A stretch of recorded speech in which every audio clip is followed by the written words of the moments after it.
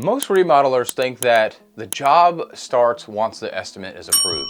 And that's really where the problem actually begins. And in today's video, I want to talk with you what tends to be to break down right after the approval and why it creates problems later in production. The first thing that we have to understand is that estimate approval is just a handoff. It's not the finish line. Sure, it may be pretty much the finish line for your estimator, but as far as a project goes, that is not even the starting point, but it's definitely not the finishing point.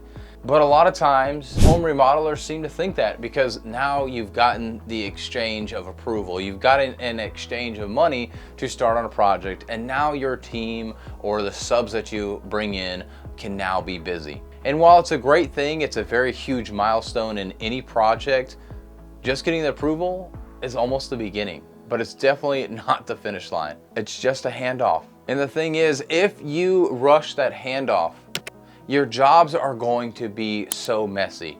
Take the time. I get it. Getting an estimate approved means that you now have a job.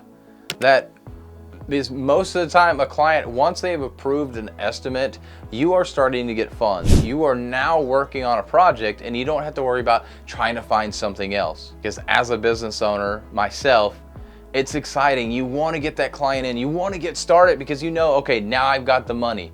And most likely when you're starting on a project, they're not just going to switch in the middle of it. Like, you've got that client at this point.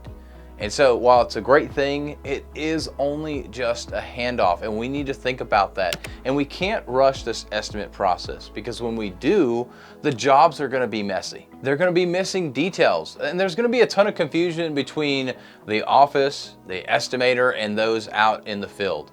There's going to be all this confusion because the estimator made certain assumptions. The office is seeing what is right there on the paperwork, and then the guys out in the field are now stuck with dealing with the lack of clarity on this job. Think about if the scope of work said, put in a tub.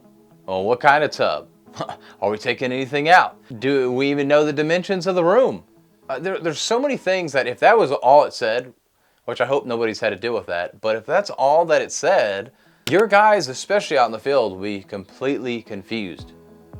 But even more than that, the project's probably gonna go belly up because you didn't estimate hardly anything. You probably asked for very little money because all you were doing was installing a tub. And when you're missing these details, now everybody's, especially those in the field, are starting to ask questions about that. So that's why this whole concept of estimation is just a handoff. And when you're thinking about, I've got to hand this information over to the next person, rather than I've got the check now, we've got a client, who cares, just get it done, you guys out in the field, things are so much smoother. Think about onboarding a new employee as an example. When you're onboarding an employee and you want them to come in and be an estimator, you don't just say, hey, yeah, your seat's over there, there's a computer, we use JobTread software for our estimates, and then you just let them go. Like, no, you're stepping through with them. You're trying to show them, like, here's how we estimate. Here's our system. Here's JobTread. Here's your login. There's all sorts of steps you're going through to ensure that they can be ready to actually start estimating.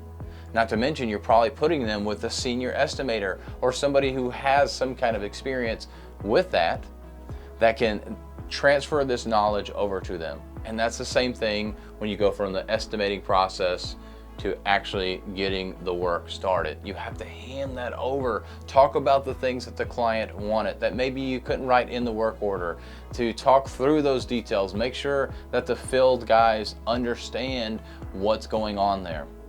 That's the handoff we're talking about. That's the communication level we need to have. But unfortunately, in most of the jobs, we don't have that kind of communication. We simply just do the blaming game. The field guys, the production guys are blaming the office guys are blaming the production guys, and it's this whole back and forth. And I like to call it the salute. We like to salute each other by pointing the finger. But when we treat our estimates like a handoff, we can get rid of a lot of these issues. So when you're gathering the information and you're finishing up an estimate, make sure that you are handing off that information and having a sit down between the estimators, the people in the office, and your production team, so that way everybody can ask the questions up front to understand the project. And this will help you with creating better jobs that are more smooth. And if this video is helpful to you at all, make sure that you follow us so you can learn more about JobTread and Operation Insights for remodelers.